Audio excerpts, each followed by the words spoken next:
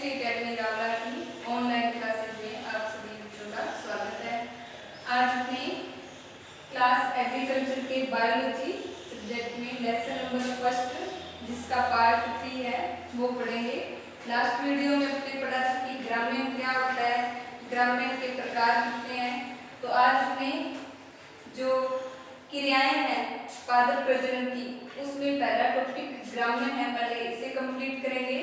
फिर आगे दूसरा चयन विधि है, जनन द्रव्य संग्रह, वो आगे बढ़ते जाएंगे। तो ग्रामीण के बारे में आपको बताया कि जंगली प्रजातियों को कृषि कार्य के लिए फसल के रूप में उगाना ग्रामीण कहलाता है।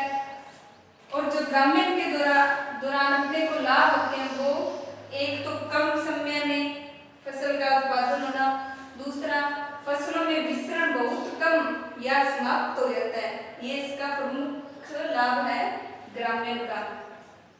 जो ग्रामीण है ये दो प्रकार का होता है, एक प्राकृतिक वर्ण और दूसरा कृत्रिम वर्ण। यानी ग्रामीण में अपने किन फसलों का चयन है वो किस प्रकार से कर सकते हैं। तो ग्रामीण में दो प्रकार से फसलों का चयन किया जाता है, एक प्राकृतिक वर्ण और दूसरा कृत्रिम वर्ण। आप इसमें अंतर लिखोगे तो प्राकृतिक वर्ण, जब वर्ण प्राकृतिक कारकों से, प्राकृतिक कारक जो प्रकृति में मतलब स्वतंत्र रूप से जिनके द्वारा फसलों में परिवर्तन होते हैं वो प्राकृतिक कारक होते हैं, जैसे जलवायु, मृदा, जैविक कारक आदि हो तो वह प्राकृतिक वर्ण कहलाता है। तो प्राकृतिक वर्ण की परिभाषा लिखोगे तो कि जब प्राकृतिक कारकों द्वारा फसल का वर्ण किया जाता है तो वह प्राकृतिक वर्ण कहलाता है। फिर एक कृत्रिम वर्ण, जब मानव द्वारा किए जाने वाला फसलों का वर्ण कृत्रिम वर्ण कहलाता है। यानी मानव ने फसलों में समय जो भी चयन या वर्णों में परिवर्तन किए हैं वह कृत्रिम वर्ण कहलाता है। फिर इसमें आप दूसरा अंतर लिखोगे तो जो प्राकृतिक वर्ण है यह सभी जीन प्रारूपों से होता है। यानी जो भी फसल आपने चयनित की है उसके कोई भी जीन लेकर आप प्राकृतिक वर्ण कर सकते हैं। और जो कृत्रिम वर्ण है इसमें जिस जीन प्रारूप को आपने लिया है उसी द्वारा कृत्रिम वर्ण कर सकते हैं। फिर अगला इसमें अंतर है, समष्टि में अधिक विविधता बनी रहती है। यानी जो प्राकृतिक वर्ण है इसमें प्रकृति द्वारा समय वर्ण किया जाता है, इसके कारण फसलों में अलग अलग विविधता बनी रहती है। और जो मानव ने कृत्रिम वर्ण तैयार किया उसमें विविधता बहुत कम होती है, यानी विविधता फसल में नहीं आएगी, सारी फसल होगी लगभग एक समान होती है। तो ये प्राकृतिक और कृत्रिम वर्ण में अंतर था। तो यहाँ लिखोगे ग्रामीण के दौरान वर्ण कितने प्रकार से होता है, दो प्रकार से, प्राकृतिक वर्ण और कृत्रिम वर्ण।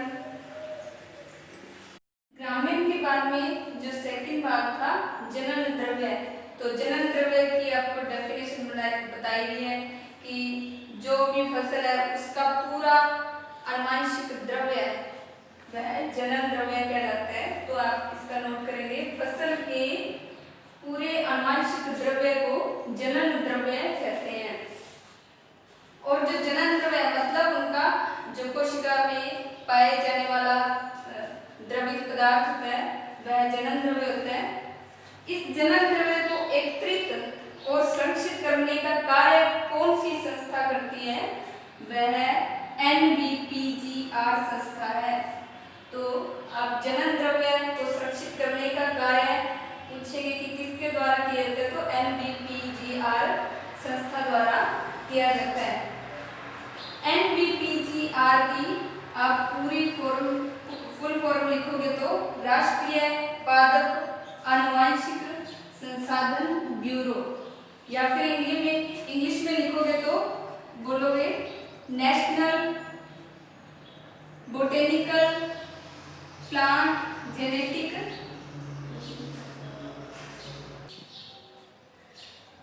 इसका नाम है था national bureau of plant genetic research, यानी राष्ट्रीय पादप आनुवंशिकी संसाधन ब्यूरो। जनन द्रव्य को आनुवंशिक संसाधन भी कहा जाता है। जो जनन द्रव्य है इसका दूसरा नाम है आनुवंशिक संसाधन। फिर जो जनन द्रव्य है इसके अंतर्गत कौन कौन सी क्रियाएं, कौन कौन सी लाइनें मतलब किसमें कौन सी थी, उसके बाद में कौन सी प्रचलित किसमें हुई, वह कौन कौन सी आती हैं। तो एक नंबर है देसी किस्में। देसी किस्मों के बारे में आप नोट करेंगे कि वह किस्में जो योजनाबद्ध तरीके से काम में आती रहती हैं, उन किस्मों को देसी किस्में कहा जाता है। यानी वो प्रचलित किस्में होती हैं जो पहले भी परंपरागत थी और अब भी उन्हें परंपरागत तरीके से काम में लिया जाता है। फिर है दूसरा पुरानी अप्रचलित किस्में। पुरानी अप्रचलित किस्में वो है जो पुराने समय में बहुत प्रचलित थी लेकिन आधुनिक समय में यानी वर्तमान में उन किस्मों का उपयोग नहीं किया जाता, वो पुरानी अप्रचलित किस्में कही जाती है। फिर 3 नंबर है खेती के उपयोग में आ रही किस्में। तो खेती के उपयोग में आ रही किस्में जैसे जिन किस्मों का उपयोग अपने अधिक उत्पादन के लिए किया जाता है या जिन किस्मों से अपने को कम समय में अधिक उत्पादन चाहिए, अच्छी क्वालिटी की फसल का उत्पादन चाहिए, तो वो खेती के उपयोग में आ रही किस्में होंगी। फिर अगला है प्रजनन लाइनें, यानी उन किस्मों को किस तरीके से उगाया जाता है, उनमें किस प्रकार से प्रजनन क्रियाएं की जाती है, वो प्रजनन लाइनों के अंतर्गत आता है। फिर अगला है जंगली प्रारूप एवं जंगली संबंधी, जिनका आनुवंशिक द्रव्य संग्रहित किया जाता है, उनके जंगली प्रारूप और जंगली संबंधी में किस प्रकार की विशेषताएं थी, उनमें क्या भिन्नताएं थी, वो इसके अंतर्गत आता है। फिर लास्ट है 6 नंबर विशिष्ट आनुवंशिक स्टॉक। जो आनुवंशिक द्रव्य है उसे विशेष प्रकार से स्टॉक करके रखा जाता है। तो ये सारी जनन द्रव्य के अंतर्गत आने वाली लाइनें हैं। देसी किस्में, पुरानी अप्रचलित किस्में, खेती के उपयोग में आ रही किस्में, प्रजनन लाइनें, जंगली प्रारूप एवं जंगली संबंधी, विशिष्ट आनुवंशिक स्टॉक। जनन द्रव्य का वर्गीकरण। जनन द्रव्य को 2 प्रकार में वर्गीकृत किया गया है, यानी फसल के उगाने के तरीके के आधार पर। एक नंबर है कृष्य जनन द्रव्य और 2 नंबर है जंगली जनन द्रव्य। तो आप कृष्य जनन द्रव्य के बारे में लिखेंगे कि ऐसा जनन द्रव्य जिसे कृषि के रूप में उपयोग किया जाए, कृष्य जनन द्रव्य कहलाता है। फिर सेकंड नंबर लिखोगे जंगली जनन द्रव्य। जंगली जनन द्रव्य के बारे में आप नोट करोगे कि ऐसा जनन द्रव्य जिसे जंगली पादपों के रूप में उपयोग किया जाता है, उसे जंगली जनन द्रव्य कहते हैं। ये तो उपयोग के आधार पर जनन द्रव्य था। फिर जो जनन द्रव्य है उसे कहाँ से लिया गया, उसे उत्पत्ति स्थान बोलते हैं। तो उत्पत्ति स्थान के आधार पर जनन द्रव्य का वर्गीकरण। तो उत्पत्ति के आधार पर जनन द्रव्य 2 प्रकार का है, देसी जनन द्रव्य और सेकंड है विदेशी जनन द्रव्य। तो देसी जनन द्रव्य यानी अपने ही देश में से इकट्ठा किया गया जनन द्रव्य देसी जनन द्रव्य कहलाता है। और यदि उसे दूसरे देशों से अपने एकत्रित करके लेकर आते हैं तो वह विदेशी जनन द्रव्य कहलाता है।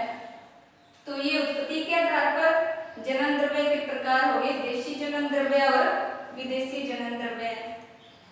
फिर आगे ये जनन द्रव्य में किनका अपने उपयोग करते हैं, जीनों का उपयोग करते हैं, तो वो जीन कोश होते हैं।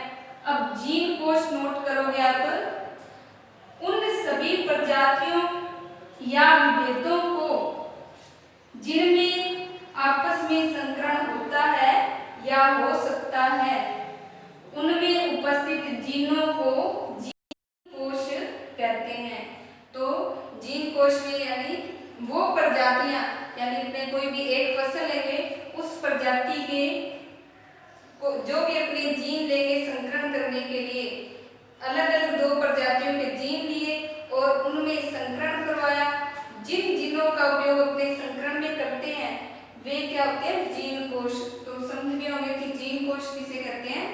प्रजातियों में उपस्थित जीनों को जिनसे अपने संकरण करवा सकते हैं वह जीन कोश कहलाते हैं। तो आज अपने जीन कोश तक पढ़ा, इसे अपनी नोटबुक में नोट करना। नेक्स्ट वीडियो में अपने आगे जीन कोश के प्रकार पढ़ेंगे। Thank you.